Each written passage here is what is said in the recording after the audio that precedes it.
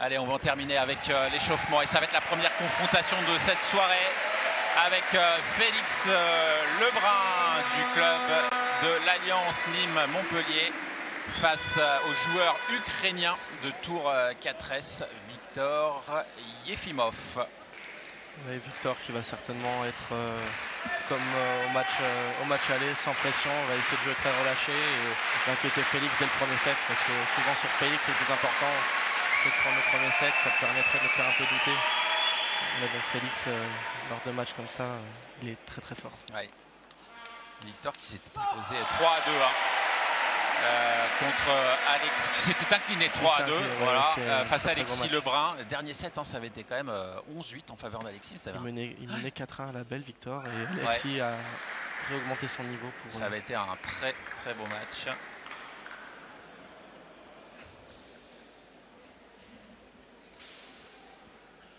Alors le score.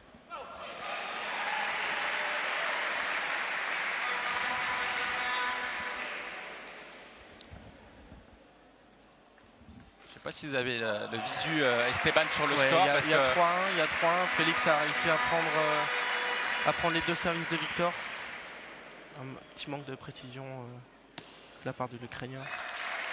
Félix qui met directement beaucoup d'intensité en service avec des services longs assez rapides, ce qui fait un peu déjouer son adversaire. Ouais, ça fait 4-1. Parce qu'il faut savoir que vous avez une visu sur votre écran sur la page YouTube FFTT du scoring qui s'affiche. Nous, on l'a pas sur notre écran. Il faut qu'on regarde ce qui se passe dans l'aire de jeu. Et 5-1 pour Félix Lebrun qui entame très très bien les hostilités.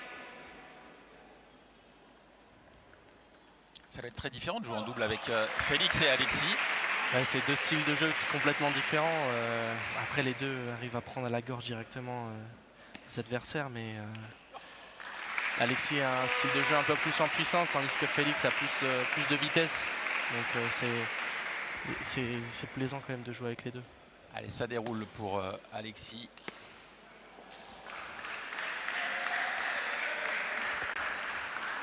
Qui mène pour le moment 7-2.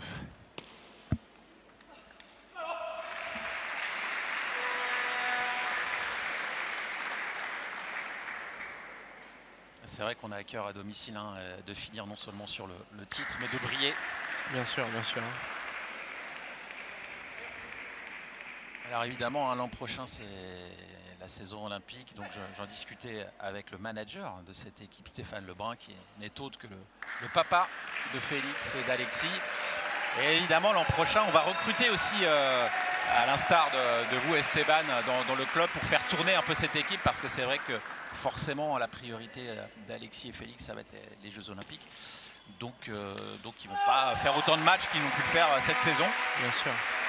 Bien sûr, ça va être très compliqué pour eux avec le calendrier. On sait que maintenant, on a un calendrier international qui commence à être de plus en plus chargé.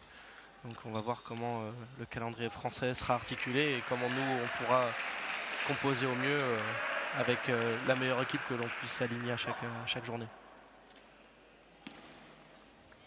Ça va mieux pour le joueur ukrainien. Oui, on voit qu'il commence à s'adapter petit à petit au service de Félix, mais il a encore du mal lorsque Félix retourne son service.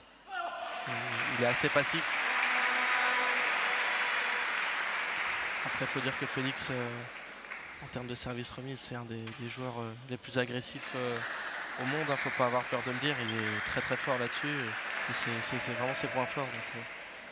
C'est dur, si on n'est pas dans une bonne intensité, de réussir à lui tenir tête. Voilà, c'est fait. Premier set obtenu 11-6 par le local de l'étape, l'un des locales de l'étape, vraiment du 100% du coin. Si je ne me trompe pas, Esteban, vous avez suivi Nathan Molin, qui était à Metz et qui a rejoint ce projet d'entraînement ici à Montpellier. Exactement. Et vous avez bien fait, je crois. Oui, c'est une super bonne ambiance. J'avais besoin d'une continuité dans mon projet plus individuel, et le fait de venir à Montpellier, ça m'a vraiment ouvert sur une technique d'entraînement que j'avais déjà à Metz, mais qui est encore plus développée ici. Donc je suis vraiment super heureux, et là l'année prochaine je vais être sous l'aile de Vincent Avril, qui est pour lui c'est aussi sa première saison en pro, mais il a déjà beaucoup d'expérience. Il s'occupait du jeune Milan Gelouli, qui était en équipe de France jeune, qui a gagné les Euromini Champs, et il s'occupait du pôle France Île-de-France. Et je pense que le projet qui est actuellement avec lui lui convient à merveille. Donc ça va être très intéressant de le voir l'année prochaine aussi en Pro A, parce que c'est aussi un défi en tant qu'entraîneur oui, bien sûr. de jouer en première division. Enfin, oui, coacher plutôt. On n'avait pas cité Vincent Avril, le coach. Et puis il faut noter aussi la présence du préparateur physique, Jérémy Sureau. C'est ça, Jérémy Sureau qui est sur le banc, il me semble. Ah non, qui est juste à côté de nous. Il est à côté de nous, il observe. Il observe toujours. Et je peux vous dire qu'avec lui, les échauffements, ça rigole pas. Ça rigole pas du tout. On arrive près de la table, on est parfaitement échauffé. On est prêt à en découdre, ça c'est sûr.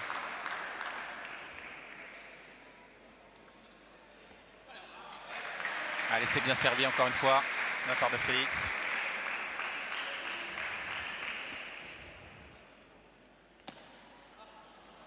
Une petite erreur là. Ouais, après c'est leur rythme qui est assez soutenu. Je dis leur rythme parce que Alexis et Félix ont le même rythme de jeu. C'est des rythmes assez soutenus. Donc leur agressivité penche un peu là-dessus, mais bon, je trouve ça assez bien parce qu'ils vont perdre peut-être 1 ou 2 points dans le set, mais ils vont en gagner 4 ou 5. Donc dans la balance, c'est positif. Si on fait la balance.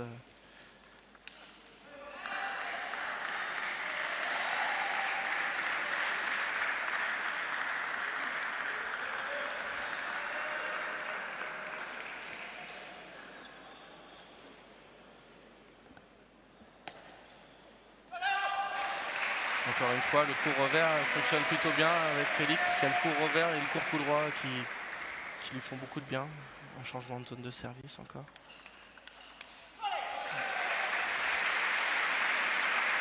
Je voudrais que Victor puisse se sortir de cette diagonale revers parce qu'on sait que Félix est très très fort là-dedans. Qu'il arrive à aller jouer la ligne un peu plus rapidement. Et là, le service qui... Cette fois, c'est l'Ukrainien qui donne un point. Qui donne un point. Ah, dommage. Deux services d'affilée. Bon, il a pris un petit risque aussi là, mais... il a tenté 2 fois le même avec un rythme assez bizarre, un peu trop tôt 2 fois. Mais bon, la pression aussi que Félix met doit lui jouer des tours.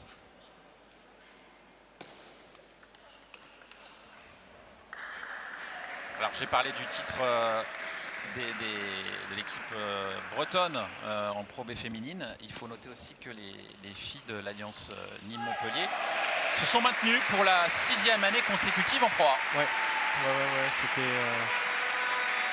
c'était une saison assez compliquée, mais elles ont réussi à se maintenir et elles ont hâte de repartir au travail pour aller chercher plus haut la saison prochaine. Alors vous qui avez goûté pour la première saison à la Pro A, Esteban, la différence entre le niveau Pro A et Pro B, il est quand même vraiment important. Ah, bien sûr, c'est ce que je disais en début de saison, c'est que j'ai joué contre et avec des personnes qui de base je les regardais à la télé, quoi. Donc c'est un peu différent, c'est plus professionnel, il y a plus de personnes dans les salles, l'intensité est plus haute, donc c'est un autre tennis de table que j'avais pas forcément l'habitude de pratiquer avant. Donc une belle première expérience à Pontoise. Ouais, c'était un club vraiment, j'en tire que du positif, un superbe souvenir. Club dans lequel Alexis aussi a joué. Oui, c'est vrai, il avait joué un joker médical. En tant que joker médical. Ouais. Quel point. Ouais. Et ben voilà, ça c'est un bel échange. C'est remporté par Félix qui a 3 balles pour mener 2-7 à rien. Quel point, Félix qui était un peu acculé mais qui arrivait à faire remonter la balle et à pousser Victor dans ses retranchements. Et le troisième service manqué. Là, il y a un petit peu de pression sur les épaules de Victor Yefimov. Ouais, il se précipite un petit peu. Je trouve que c'est pas trop à son habitude, mais bon, pour l'instant, Félix sans problème. ne dit pas non à ces points gratuits. Oui, il prend, bien sûr. On le voit, Vincent Avril à l'image en train de coacher Félix. C'est des petites corrections, hein, j'imagine. Ouais, quelques corrections techniques. Enfin, plus tactique que technique à ce moment, je pense. Ouais. Et Alexis Lebrun, le grand frère, qui est en train de s'échauffer juste à côté de nous. Et c'est Jérémy qui va le prendre en charge, donc je pense qu'il va être prêt. Il va lui faire faire des pompes. Je pense que c'est exactement ce qu'il faut faire. Un match de tennis de table. Non, Jérémy, c'est parfaitement ce qu'il faut faire. Et déjà, en plus, Alexis a la maturité, comme la plupart des joueurs pros, évidemment, pour savoir ce qu'il faut faire. Mais c'est vrai que je pense que c'est important dans une équipe d'avoir aussi un préparateur dédié au physique. C'est forcément un plus. Bien sûr, et en plus, on a une chance, je trouve, qui n'est pas négligeable, c'est qu'il connaît aussi très bien le tennis de table. Donc tout ce qui est fait en préparation physique est adapté et est vraiment très spécifique au ping. Donc c'est vraiment top. Allez, on repart pour une troisième manche. Allez, j'en profite pour saluer Christian Martin, hein, qui est probablement devant son écran, qui a officié sur tout l'ensemble de la saison Pro A cette saison, et qui est voilà, une pierre angulaire, enfin un élément précieux dans le dispositif mis en place pour couvrir le championnat pro. Oui, c'est le meilleur commentateur, enfin le plus aguerri, je trouve, techniquement, et qui sait dire les bons termes. Donc, ouais, c'est top d'avoir quelqu'un comme ça à disposition tout au long de la saison. Ouais, c'est sûr qu'à la légitimité du point de son parcours sportif, de son parcours d'entraîneur, et qui en plus le savoir-faire pour à la fois vulgariser pour le grand public et être suffisamment précis et pointilleux pour les pongistes. Donc encore un grand merci à lui pour cette saison écoulée. Allez, on a demandé un temps mort pour l'Ukrainien. Ouais, est-ce qu'il est mené 3-0 sur ce troisième set? Effectivement, il faut vraiment le demander, ce temps mort. Ouais, si on comptabilise les points du dernier set, il est à 5-0 là, c'est un peu dur, il faut qu'il arrive à renverser un peu la tendance. Le problème, c'est que je trouve qu'il est trop imprécis pour le moment, donc on va voir comment il va faire pour inverser. Je partirai sur des services un peu plus dans le coup droit. Voilà, c'est une zone quand même qui est un peu plus compliquée à cause de la prise porte-plume pour Félix, mais assez compliqué en tant que droitier aussi de toucher au service.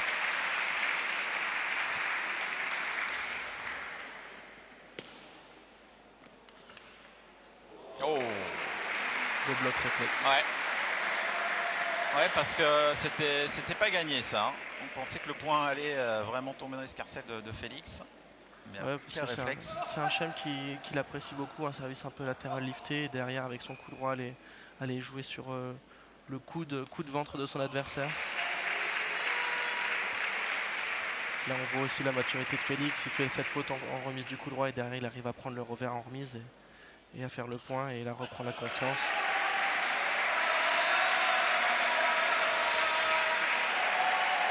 Allez, 6-2 et le public du stade Pablo Neruda qui encourage Félix Lebrun.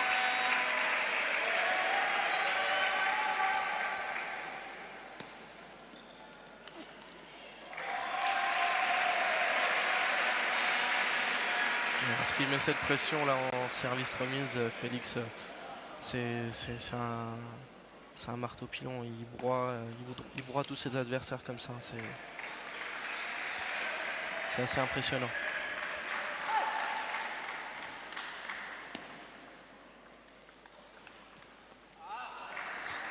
Allez, ça c'est bien joué de la part de l'Ukrainien.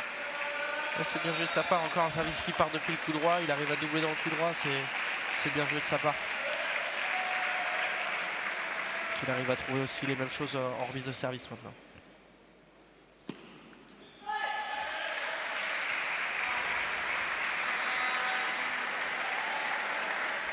Allez, 9-4.